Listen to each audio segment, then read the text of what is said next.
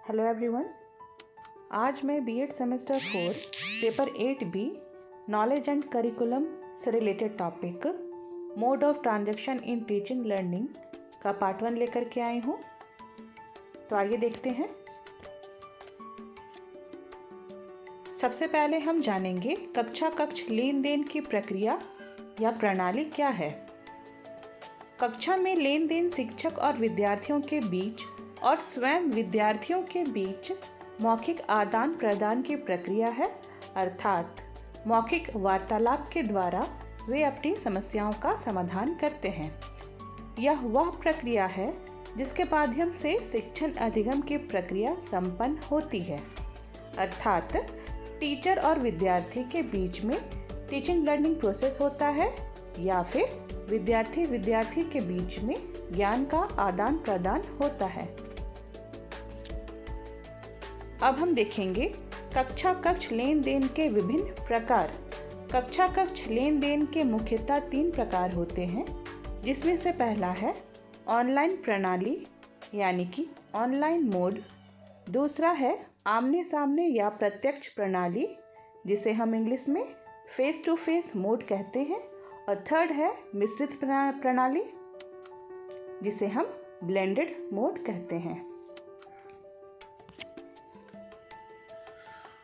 तो आइए देखते हैं ऑनलाइन प्रणाली या फिर ऑनलाइन मोड।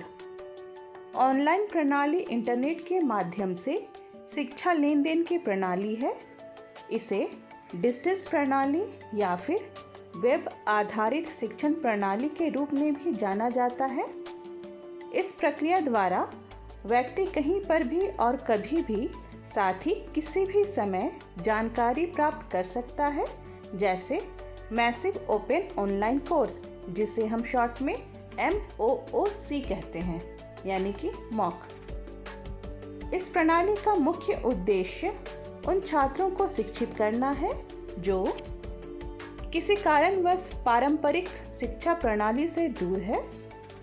इस प्रणाली में जहां शिक्षक का उत्तरदायित्व ना के बराबर होता है, वहीं यह काफ़ी खर्चीला भी होता है। ऑनलाइन प्रणाली के कुछ लाभ इस प्रकार है, जैसे पहला है समय की बचत, अर्थात इसमें व्यक्ति कभी भी किसी भी समय और कितना भी पढ़ सकता है, इसमें समय की कोई बाध्यता नहीं है।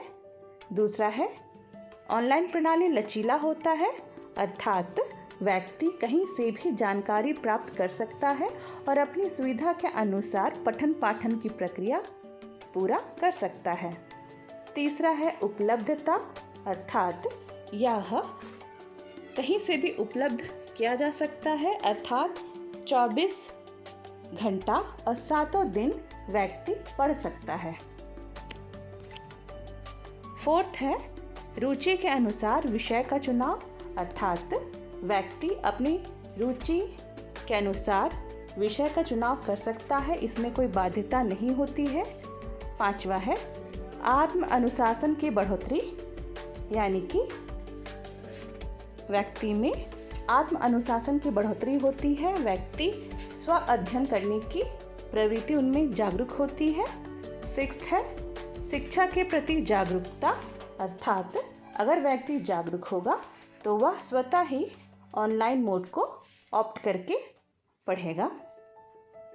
सेवेंथ है स्व अध्ययन की प्रवृत्ति में वृद्धि। जैसा मैंने पहले भी कहा है कि यह व्यक्ति में आत्म अनुशासन को बढ़ाता है, उसी प्रकार यह व्यक्ति में स्व अध्ययन की प्रवृत्ति में भी बढ़ोतरी करता है। और 8th है विषय के प्रति सजगता, अर्थात व्यक्ति को अगर किसी विषय में रुचि है तो वह व्यक्ति उस विषय को चुन करके अध्ययन करता है।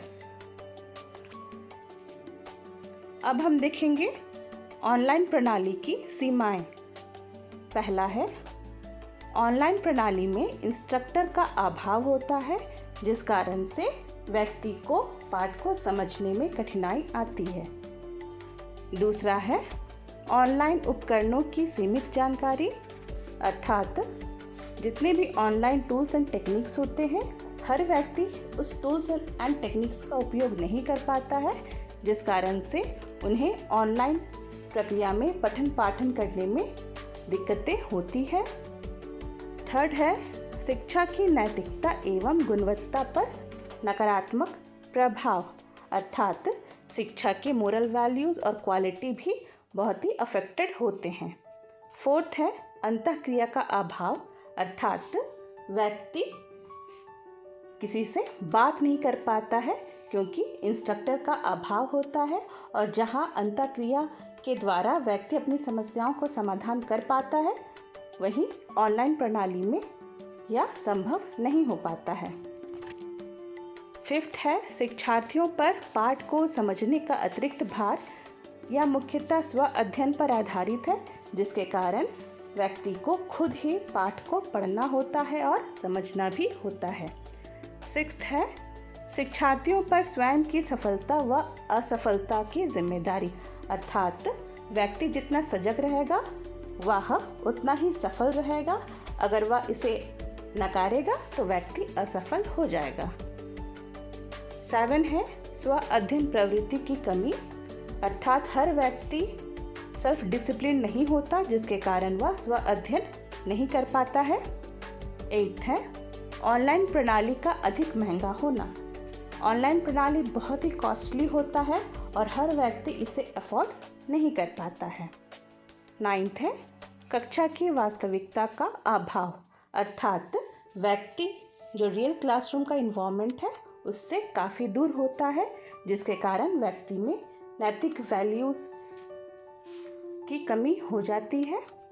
तो आज के लिए इतना ही। आने वाले वीडियो में हम फेस टू फेस मोड और ब्लेंडेड मोड को अध्ययन करेंगे। धन्यवाद। और इसी तरह का और एजुकेशनल वीडियो के लिए please do like, share and subscribe my channel. Thank you.